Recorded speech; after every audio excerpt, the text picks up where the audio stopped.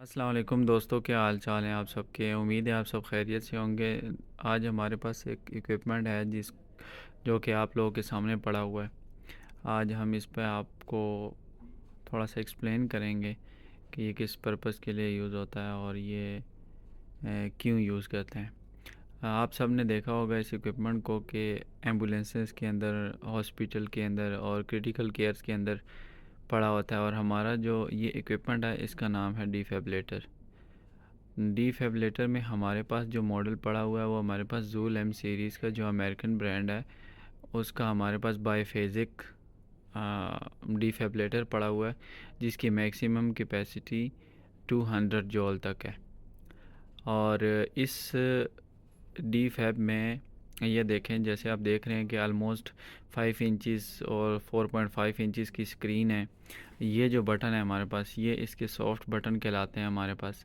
इसी तरह ये जो बटन है वॉल्यूम इंक्रीज़ और डिक्रीज़ का, इसी तरह ये ब्राइटनेस कंट्रोल का बटन है हमारे हमारे पास।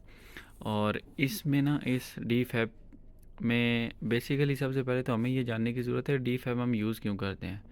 जब हमारे पास ब्रेकार्डियल और ट्रेकार्डियल कंडीशन होती है, ठीक है, यानी कि पेशेंट को कार्डियक अरेस्ट हो जाता है या उसकी पल्स इतनी स्लो होती है कि वो लेस देन 40 चली जाती है, या इतनी ज़्यादा होती है जैसा कि हायर देन 110 चली जाती है, जिसमें हम डी फैब यूज़ करते हैं। उसको इलेक्ट्रिक पल्स देते हैं या उसको शॉक देते हैं ताकि हार्ट का जो रिदम है वो दोबारा से बहाल हो जाए। अब ये हमारे पास डी फैब है, इसके अंदर जूल एम सीरीज़ के अंदर हमारे पास जो मोड हैं वो, इसके अंदर हमारे पास तकरीबन जो ये दिए हुए हैं 3 मोड हैं।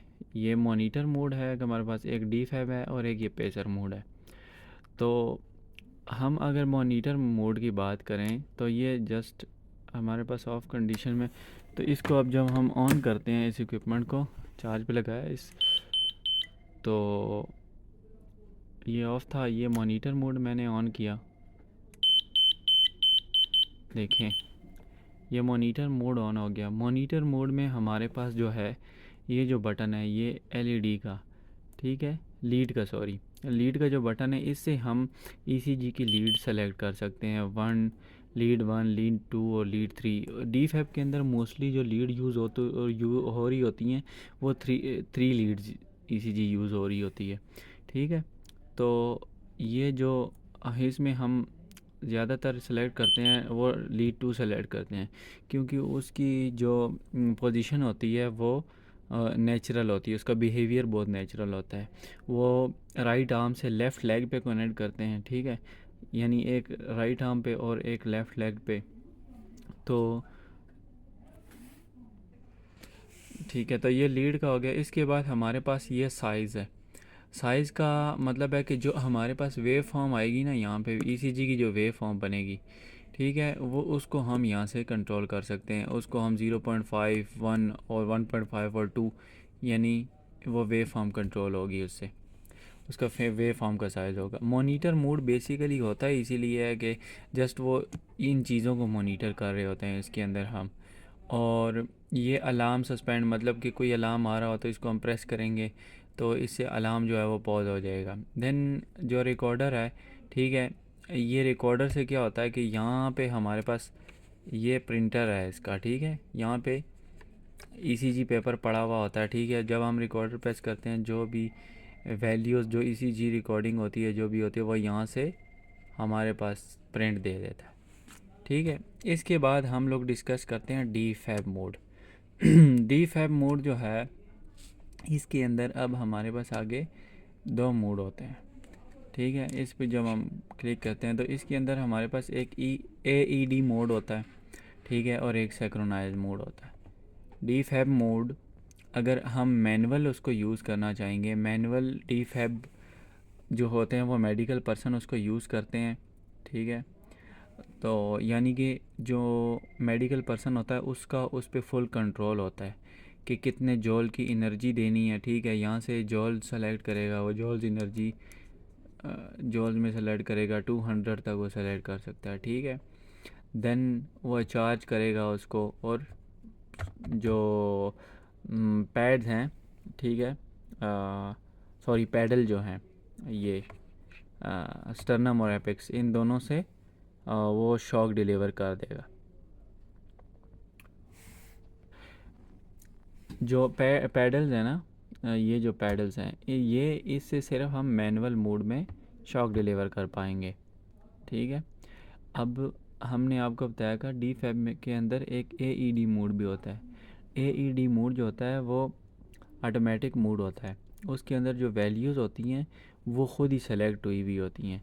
जैसे ही हम इस एनालाइज के बटन को प्रेस करेंगे, ठीक है, वो ख़ुद एनालाइज करेगा। देखें, सेलेक्ट पैड,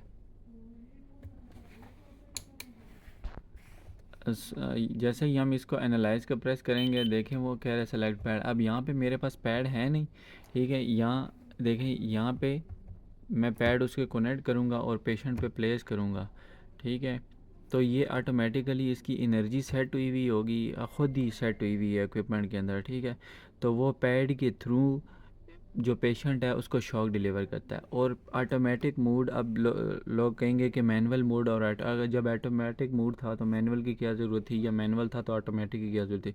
ऑटोमेटिक मोड उन लोगों के लिए है कि फॉर एग्जांपल किसी के पास इक्विपमेंट पड़ा हुआ है, मतलब एक तो मेडिकली प्रोफेशनल बंदा है, ठीक है, और एक जो दूसरा बंदा है वो इतना प्रोफेशनल नहीं है लेकिन उसके पास इक्विपमेंट पड़ा है।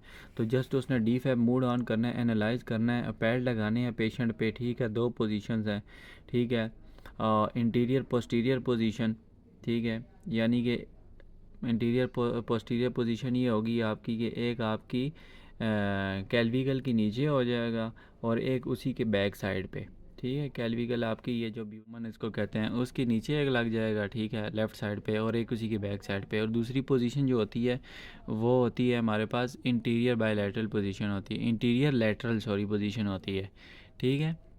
तो उसमें हमारे पास ये होगा कि एक आपका जो राइट साइड पे होता है उसका कैल्विकल के नीचे लगेगा और दूसरा जो पैड होगा वो आपकी रिप के नीचे लग जाएगा लेफ़्ट साइड पे, ठीक है। वो ये वीडियो के आखिर में मैं आपको पोजीशंस दिखा भी दूंगा।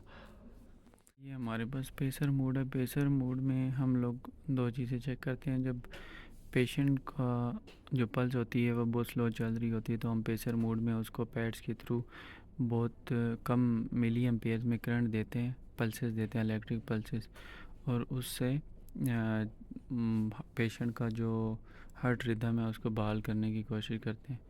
जैसे कि ये देखें, हमारे पास 2 इसकी नॉब्स हैं, एक पेसर आउटपुट मिली एम्पेयर में है और पेसर रेट BPM में है।